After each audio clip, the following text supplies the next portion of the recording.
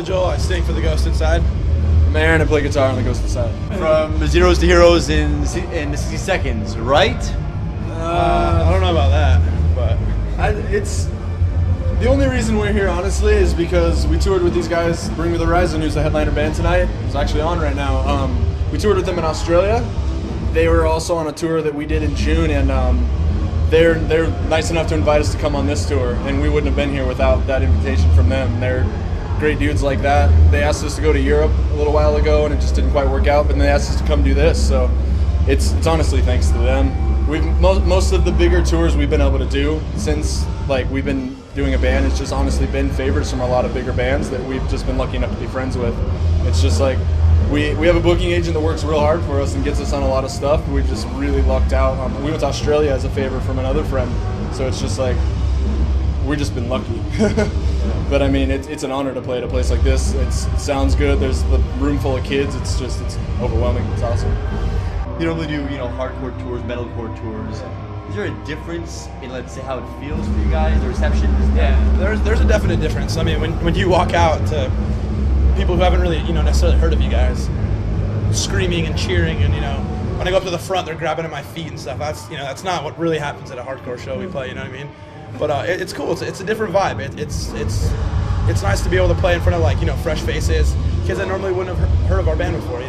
They might like it, they might not. Either way, we get to play in front of them. We get our chance to try to win them over. And if we do, then that's awesome. If not, then And the merch went up $10. yeah, that too. Yeah, we got Price matching. got a price match. Yeah, it's a lot of fun. I mean, it's different than a hardcore show. Hardcore kids still come out and keep it, give us that element of hardcore in there. So it's cool. We have a lot of friends, a lot of fans that come out and support us. Yeah, there's been a few cities on this tour. We had legitimate friends and a fan base that came to see they came to see Bring Me the Horizon, but they also came to see us and has participated and sang along. Seattle show, all our friends from Tacoma, that show was insane. One of the best shows we've probably ever played as a band, and it was just it's cool that it can be mixed also. We were worried that maybe if some more of the hardcore people would come out with this group of people. I mean, the predominant age downstairs is 15 to 16-year-olds. They don't know the difference of anything. We were scared people were going to get hurt and stuff like that, but it's been kind of cool that it's been such a good mix. There's been maybe 1 or 2 fights the whole entire tour, and this is a long tour. There's 5 days left, and we've been out, I think it's total at 6 weeks. 6 weeks. Yeah, and we're just about rounding it up, but it's cool to be able to play for a crowd that you would never ever play for, ever. Yeah, it's kind of weird because the last tour we did was one of the most hardcore tours we've ever done. We were on tour with Terror, On Broken Wings, and His Blood Runs Black. So it was weird going from that vibe of more just straight hardcore kids who know what's going on with bands. Don't grab your leg. Yeah. we don't freak out when we're on stage. Yeah. So going into this, I mean, it's a different vibe. It's cool. It's just different. You think some of your fans are gonna give you a bad rap for doing this? I mean, we've had some kids say stuff "Oh, why are you touring with that band?" But it's not "Oh, you guys suck because you're touring with them." You know what I mean? It's just it's just kids who are just they don't get it, and that's fine. That's not for them. Some people just are Bring Me the Horizon. They don't like the stigma. They don't like the band. They don't like what they're They about. also don't know the dudes. I mean, we got to know them really well when we were in Australia, and we got to know them even better now. And it's just they're the same as everybody else. They just like to have fun and hang out. Good band, good dudes. Yeah, good band, good dudes. On the message boards that are big in the scene, and it's totally anti anything that's pure hardcore. And those bands, I don't know if they're getting offers to tour with bands like Bring Me the Horizon, for example, but if they would, a lot of these bands, I don't think they would take it. Their values seem to be anti-mainstream, but anti-anything that's not hardcore. What do you guys feel about that? And what sets you apart from those bands? Honestly, the whole reason that we're a band is because we love to play the music that we do, and it's because we want other people to love it too. I mean, we write songs first and foremost because we like them. We're not trying to be oh, we got to do this, we got to do that. It's just we're about to start writing a new record as soon as this tour's over, and honestly don't even really know what it's going to sound like yet. It's just kind of, me and him were talking actually just last week about what is this going to sound like, and we're I don't know, but we're well, I mean, what are we going to steer away from this? Are we going to do that? And I was honestly, if I think it's good, I'm going to try and use it. He's all right. So I mean, it's going to be interesting, but it's a lot of my favorite bands are just hardcore bands that I guess you would say is kind of a closed off mentality just because I like the music.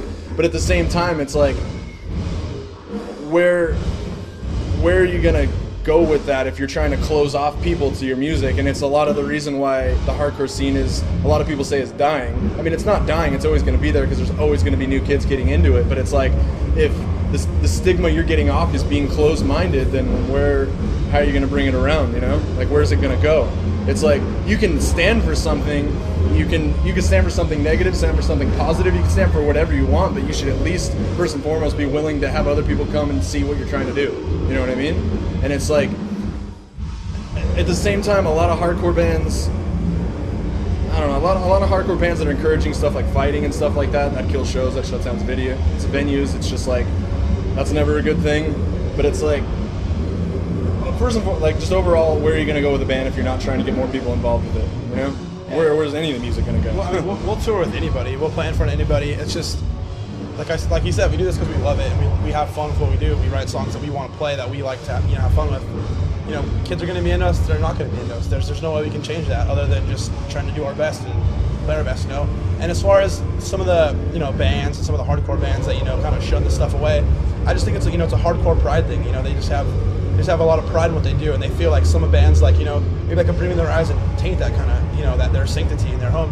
And I understand that, we're not a band that does that. Like, we're open for anything, we play for anybody, we just have fun, we do what we do. It's just, some people are just, that's their mindset, and that's the way they are, so.